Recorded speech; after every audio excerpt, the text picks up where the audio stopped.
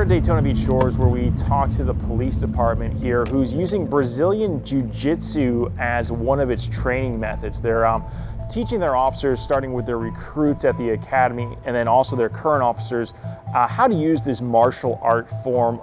And the thought process is basically pretty simple from their standpoint. It's that if they can use the minimal amount of force to subdue or take a suspect down without injuring, that's the best outcome for them.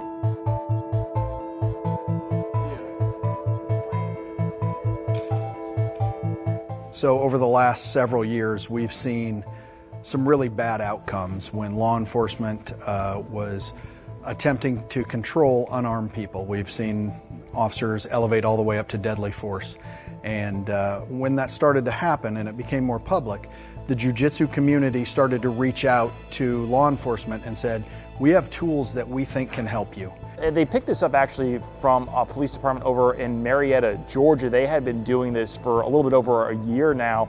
At the Florida Police Chiefs Conference, there was a presentation by the Marietta Police Department from Georgia. They've had this program in place for several years. This police body camera video from Marietta, Georgia shows an officer using Brazilian Jiu-Jitsu to quickly take a man down to the ground and cuff him.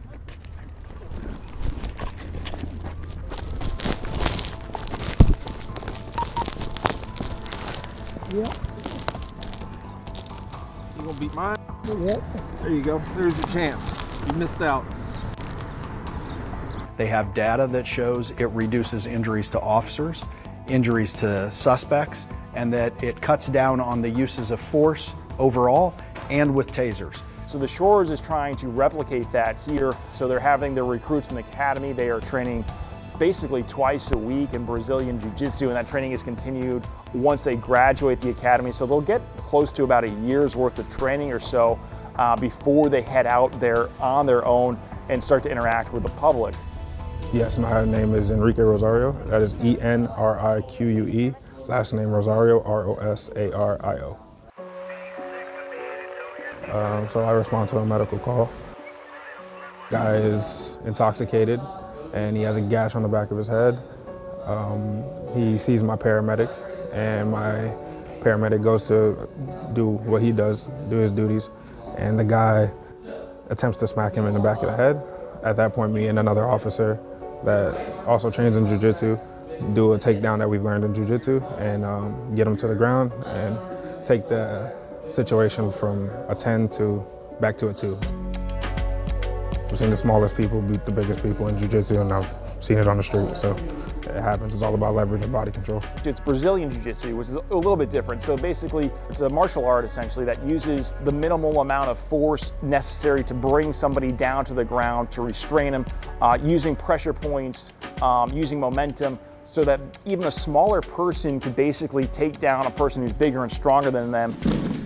So this is a different martial art than what you would see with maybe something like boxing or karate, where there's no strikes with this one. You're not punching or kicking anybody. You're simply using different locks, different grappling maneuvers. So they even walked us through and did a little demonstration on us. You know, it didn't hurt. It was a very slowed down demonstration itself, but in just a matter of seconds, they're able to bring somebody down very quickly, subdue them once it's done correctly. Well, one, I commend law enforcement in general for trying to find ways to reduce injury, not only to the officers, but to the individuals that's been arrested or taken into custody. So that's first and foremost. Dr. Randy Nelson is actually a former parole and corrections officer himself, so he has experience with law enforcement there, you know, and he is the chair of the School of Criminal Justice there at Bethune-Cookman University, so he has both, you know, the knowledge from doing it himself as well as the institutional academic knowledge as well from teaching it to others. But also, what can we do to prevent having to put hands on in the first place? Is there a way we can de-escalate, talk through? Because one of the things that you'll see is in the law enforcement academy, the hours dedicated to communication and being able to communicate those things isn't as robust as it needs to be. When we talk to police here at the Shores, they say, you know, for law enforcement all across the country, there's a heavy emphasis on firearms and weapons training. That's something that they do on a regular basis. But they rarely pull out their guns or use their weapons throughout the course of their career. What they really do a lot more frequently is they have to put their hands on people, they have to grab people, restrain people, but they get very little training when it comes to that. Rarely do we fire our weapons, but we are required to regularly train with our firearms. However, we put our hands on people all the time. We have people that resist us physically all the time, and there's very little required training as far as that goes. We feel that a program like this corrects that.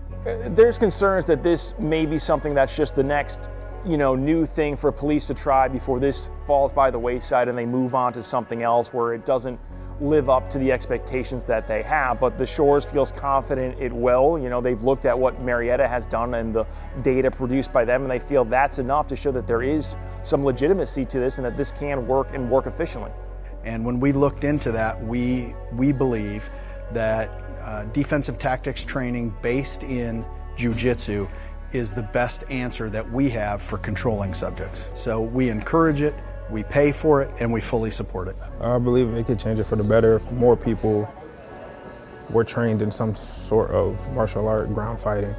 These types of conversations in terms of looking at the way law enforcement go about their business, I think it's always good to show that they're trying to get better. I think it's always good to hold them accountable when they get it wrong, but I think it's also good to commend them when they're doing things to try to make things better. Policing isn't something you do to a community, it's something you do with a community. That's the way we work past optic perception. At the end of the day, whether you're black, white, green or yellow, Jew or Gentile, rich or poor, Republican or Democrat, we all deserve a safe place to raise our families. And that's what this work got to be about, relationships and working together. Hello, I'm Channel 9's Vanessa Eccles. If you like this, don't forget to check us out here on YouTube. We post content all the time just for you. Check us out.